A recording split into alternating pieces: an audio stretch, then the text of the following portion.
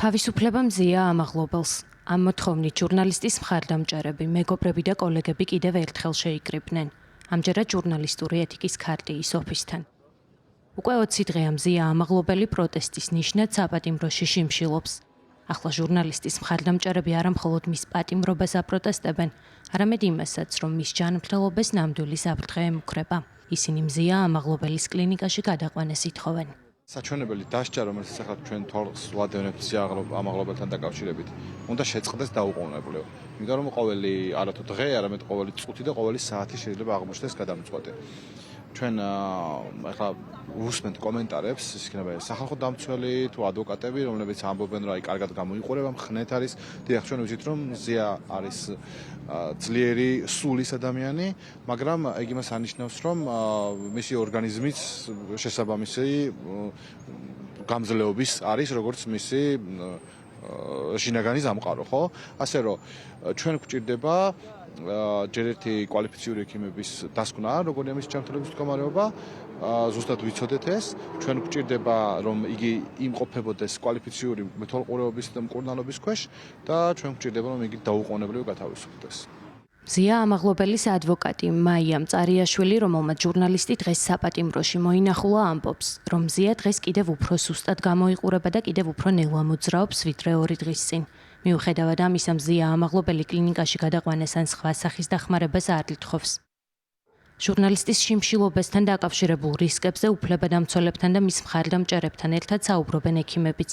დღეს 31 იანვარს გამართულ პრესკონფერენციაზე საქართველოს ჰუმანიტარულ და სახელოვნებო მეცნიერებათა აკადემიის წევრმა ექიმებმა მოითხოვეს სრული ინფორმაცია მზია ამაღლობელის ჯანმრთელობის შესახებ. ასევე თქვეს, რომ არსებულ ვითარებას გააცნობენ ყველა საერთაშორისო ორგანიზაციას, რომელიც ადამიანის უფლებათა მიმართულებით მუშაობს. და წაიკითხეს წერილი, რომლითაც გაეროს ადამიანის უფლებათა უმაღლეს კომისარს მიმართავენ. შეშფოთებული ვართ ამ ხანგრძლივი შიმშილობით, ვინაიდან მე გავეცანი მისი ჯანმრთელობის მდგომარეობას შიმშილობის დაწყებამდე და მას აქვს რამდენიმე სერიოზული ქრონიკული დაავადება, რომელიც შეუთავსებელია შიმშილობასთან. სპეციალურ პენიტენციურ სამსახურში კი აცხადებენ, რომ შიმშილობის მე-20 დღეს მზია ამაღლობელის მდგომარეობა დამაკმაყოფილებელი და სტაბილურია და რომ მის სიცოცხლეს საფრთხე არ ემუქრება. მასზე მონიტორინგი მიმდინარეობს უწყვეტ რეჟიმში. ლაბორატორიული კვლევები ტარდება პრაქტიკულად ყოველდღიურად. ამ ეტაპზე ბოლო მონაცემებით მნიშვნელოვანი სახისვლები არ აღინიშნება. ბრალდებულს ყოველდღიურად ხვდება სახალხო დამცველის წარმომადგენელიც და ეცნობა მის ჯანმრთელობის მდგომარეობას.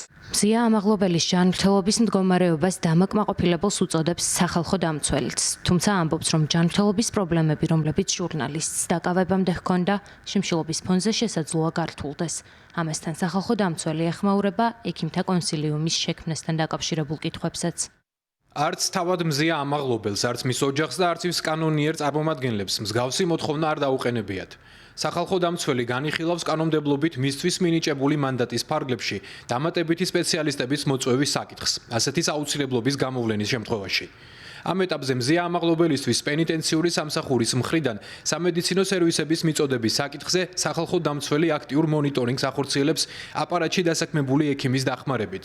ისევე როგორც სხვადასხვა დროს არაერთი სხვა მოშიმშილე პატიმრის შიმშილობისა თუ სხვა ჯანმრთელობის პრობლემების მართვის მონიტორინგის პროცესში. მზია ამაღლობელი დაკავების დღიდან 11 იანვრიდან შიმშილობს. ჟურნალისტს ბათუმის პოლიციის უფროსის ირაკლი დღებუაძისთვის ცილის გაწვნის გამო პოლიციელზე თავდასხმის ბრალდებით 4-დან 7 წლამდე პატიმრობა ემუქრება.